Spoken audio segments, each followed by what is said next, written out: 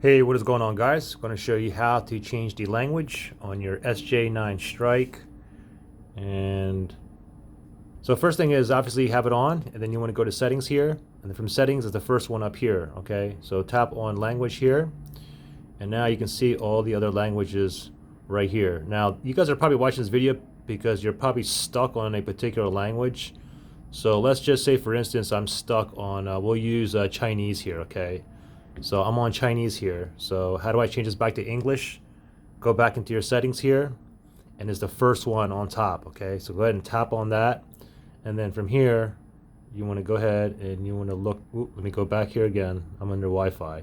Tap on language, and now look for the language that you want. Okay, we want to go back to English, so it'd be the first one right there, and now it is back in English, just like that. Any questions? Comment below. Thanks for watching, guys. I'll see you on the next one.